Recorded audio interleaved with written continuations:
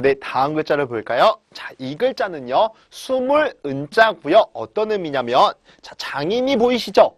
장임이요, 임금을 만나러 갔다가 임금의 물건을 손으로 만진 거예요. 만졌는데 잘못해서 거기에 손톱 자국을 냈습니다. 이거 걸리면 어떻게 돼요? 죽겠죠? 그러니까 마음이 두려운 거예요. 그래서 어떻게 했어요? 언덕 밑에 가서 숨어 있었다라고 해서 숨을 은자라고 기억하시면 되겠죠? 이 글자는요, 자, 여기 있는 숨길 닉자와 함께 쓰여서 은닉할 때 쓰이는 글자입니다. 참고로 잘 기억하시면 되겠고, 중요한 글자니까 잘 기억하셔야 됩니다. 다시 한번 말씀드리면, 장인이 임금의 물건을 손으로 만졌다가 손톱 자국을 냈죠. 걸리면 죽을까봐 마음이 두렵겠죠. 그래서 언덕 밑에 가서 숨어 있었다. 숨을 은자 기억하시면 되겠네요. 다음 글자 볼까요? 자, 이 글자는요, 음탕할 또는 음란할 음자라고 하는 건데요. 어떤 의미냐면, 자, 북방임자가 있죠? 북방으로 간 선비가요, 기생들이 있는 술집에 간 거예요. 기생의 손톱만 봐도요, 물을 꼴딱꼴딱 삼키는 것처럼 침을 꼴떡꼴떡 삼키고 있는 거예요. 그럼 지금 어떤 생각하고 있는 거예요? 음탕한 생각 또는 음란한 생각을 하고 있는 거죠. 우리 보통 그러잖아요. 누군가 우리 긴장했을 때 꼴딱꼴딱 생기죠? 그거예요. 이 북방으로 간 선비가요, 기생의 손톱만 봐도 물을 꿀떡꿀떡 생기는 것처럼 침을 꼴딱꼴딱 생기고 있어요. 그거는 음탕한 생각을 하고 있었다라고 기억하시면 되겠죠? 자, 다음 볼까요? 자, 이 글자는요, 나물 소자예요. 소라는 음은 여기서 왔겠죠? 이 글자, 트일 소자라고 했었죠? 냇물이 망하고요. 사람들이 발로 거기를 밟고 다니니까 길이 만들어졌다. 그래서 트였다라고 해서 트일 소자라고 했었죠? 길이 트이니까 거기에 뭐가 생겨요? 풀이 생기죠? 그 풀을 사람들이 가져다 먹었습니다. 그게 뭐예요? 나물이 된 거죠? 나물 소자가 되고요. 참고로 하나만 더 말씀을 드리면, 이 글자는 나물 채자가 되죠. 그래서 채소할 때 쓰이는 글자라는 거 알아두시면 되겠습니다. 네, 다음 글자를 볼까요? 자, 이 글자는요, 클 이자라고 하는 건데요. 큰대자와 활궁자가 합쳐진 글자예요. 크게 활을 잘 쏘는 우리 민족이 큰 민족이다라고 해서 클 이자라고 했고요. 이건 우리의 입장이에요. 중국의 입장에서는 우리나라를 큰 나라로 보지 않았겠죠? 그래서 이 글자는 오랑캐 이자라고도 합니다. 그래서 우리나라가 뭐예요? 동쪽에 있는 오랑캐. 동이족이라고 하잖아요. 그때 쓰이는 글자고요. 중국이 봤을 때는요, 그냥 활만 크게 잘 쏘는 민족이에요. 그래서 우리를 뭐라고 불렀어요? 오랑캐라고 불렀죠. 동쪽에 있는 오랑캐, 동이족 할 때 쓰이는 글자고요. 우리의 입장에서는 활을 크게 잘 쏘는 큰 민족이다라고 해서 클 이자도 된다라는 거 기억하시면 되겠습니다. 우리 다음을 준비해 볼까요?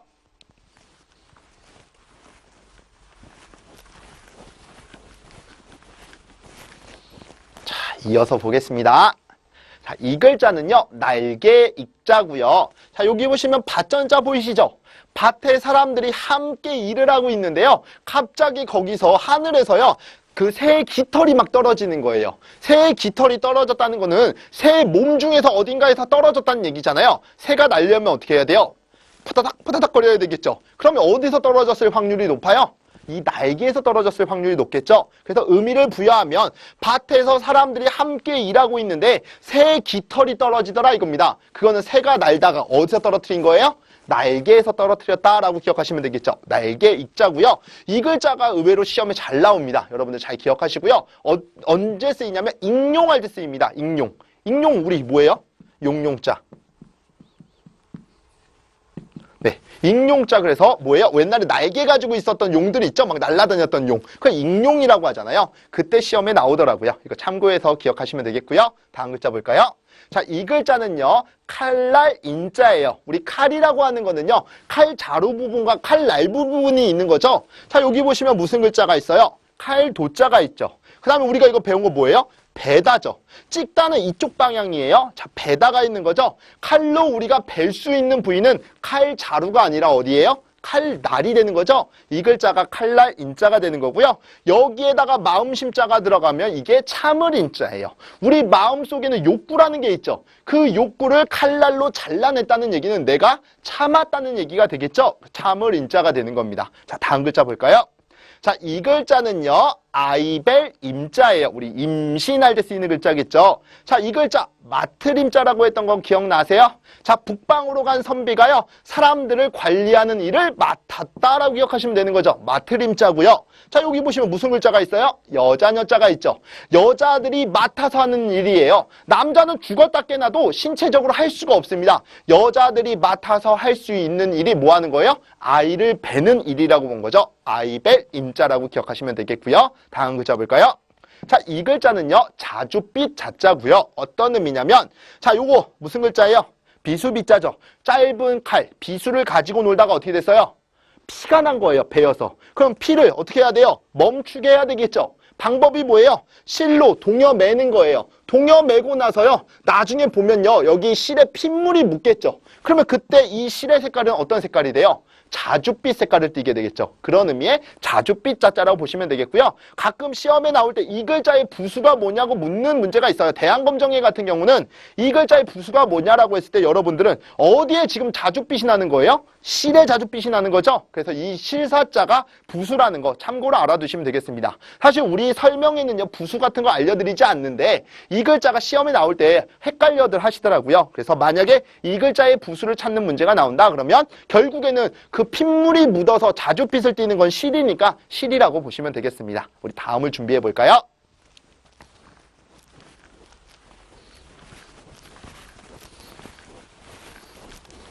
네, 다음 글자 보겠습니다. 자, 이 글자는요, 물을 자자고요. 자문할 때 쓰이는 글자예요. 물을 문자는 문문자에다 입구자가 들어가면 되는 거죠. 그래서 자문할 때 쓰이는 글자고요. 중요한 글자니까 잘 기억하시기 바랍니다. 자, 어떤 의미냐면 이 글자 기억나세요? 버금차자라고 했었죠. 입을 차갑게 벌릴 수 있는 사람은 부장 밑에 누구라고 했어요? 차장이라고 했었죠. 버금차. 둘이 실력이 비슷한 거라고 했습니다. 자, 이렇게 실력이 버금가는 사람들이 주로 하는 말이에요. 둘 다 상대를 견제하죠. 견제해서 내가 좀 더 나은 것을 표현하기 위해서는 이 사람이 모를 거라고 생각하는 걸 자꾸 뭐 해야 돼요? 물어야 되는 겁니다. 그런 의미의 물을 자자라고 보시면 되겠죠. 다시 한번 연상하면 실력이 버금가는 사람들이 주로 하는 말은 상대를 낮추기 위해서 자꾸 어려운 것을 뭐예요? 묻는다라고 보시면 되겠죠. 물을 자자고요. 네, 다음 글자를 볼까요? 자, 이 글자는요, 벼슬 작자고요. 어떤 의미가 있냐면 싸움이 났을 때 그 싸움이 작은 선에서 그쳐질 수 있도록요, 포승줄에 해당하는 그물 보이시죠? 그물처럼 생긴 포승줄을 들고 가서요, 그 싸움이 작은 선에서 그쳐질 수 있도록 그 일을 맡아서 했던 사람이에요. 그 사람이 결국에 어느 자리에 있는 사람이에요? 벼슬 자리에 있는 사람이겠죠. 옛날로 얘기하면 뭐 사또나 이방 뭐 이 정도가 되겠죠. 누군가가 싸울 때 그 싸움이 작은 선에서 그치도록요, 그물에 해당하는 포승줄을 들고 갔다는 거는 이 사람 지금으로 얘기하면 경찰관 신분이란 얘기잖아요. 그런 사람이 출동했다는 건 결국 그 사람이 나라에서 어떤 자리에 있었던 거예요? 벼슬 자리에 있었던 거죠. 그래서 벼슬작자라고 보시면 되겠고요. 작위라고 해서요, 이게 벼슬의 자리를 뜻합니다. 이런 거 참고로 알아두시면 되겠고요. 이 글자가 자리 위자예요. 그래서 작위라고 하는 게 벼슬의 자리를 뜻한다라고 보시면 되겠네요. 다음 글자 볼까요? 자, 이 글자는요, 담장장자예요. 자, 어떤 의미가 있느냐? 요 글자를 좀 먼저 아셔야 되는데 이 글자가 아낄 색자라고 하는 거예요. 자, 어떤 의미냐면, 자, 사람들이 많이 모인 거죠. 자, 다시 한번. 사람들이 많이 모였죠. 왜 모였냐면 이 사람이 연예인이에요. 이 사람을 보기 위해서 많은 사람들이 모였어요. 그런데 이 사람을 막 둘러싸면 안 되잖아요. 그러니까 보디가드들이 어떻게 하고 있어요?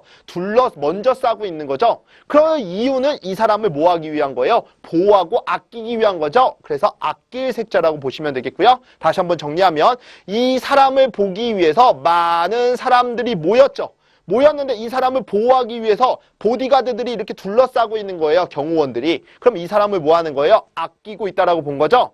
내가 아끼고자 하는 물건을 보호하기 위해서 옛날에는 흙으로 뭘 쌓아 올렸어요? 담장을 쌓아 올렸죠. 우리 집안에 있는 재물을 보호하고 아끼니까 그것을 가져가지 못하도록 흙으로 뭘 쌓았어요? 담장을 쌓았다라고 해서 담장장자가 된 거라고 기억하시면 되겠고요. 다음 글자 볼까요?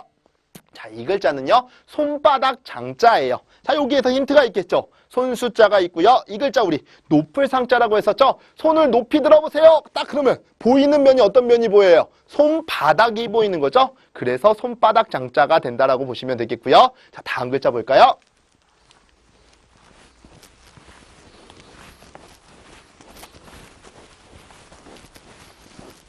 네, 이어서 보도록 하겠습니다.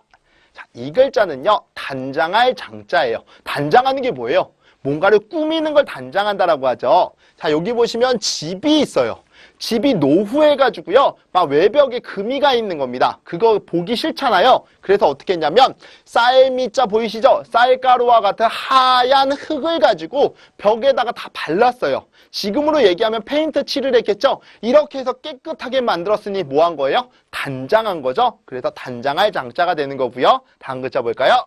자, 이 글자는요, 재상제자예요. 재상이라고 하는 것은요, 지금의 장관급이라고 보시면 되겠고요. 자, 이 글자 무슨 글자예요? 매울신자죠. 어떤 의미냐면 많은 사람들은요, 자기가 높은 자리에 올라가기 위해서 굉장히 열심히 노력을 하겠죠. 그 노력할 때요, 정말 힘들게도 노력들 많이들 하시잖아요. 그렇게 힘든 노력을 매운 고생을 한다라고 본 거예요. 그래서 이 글자가 매울신자가 되는 거고요. 이렇게 매운 고생을 해서요, 국가라는 집에서 올라갈 수 있는 최고의 자리가 있어요. 거기가 재상이라고 본 거예요. 다시 한번 연상을 하면, 자, 매울신자라고 했었죠. 많은 사람들이 높은 자리에 오르기 위해서 혹독한 고생, 매운 고생을 한다라고 했었죠. 그렇게 해서 국가라는 집에서 올라갈 수 있었던 최고의 자리가 어디까지라고요?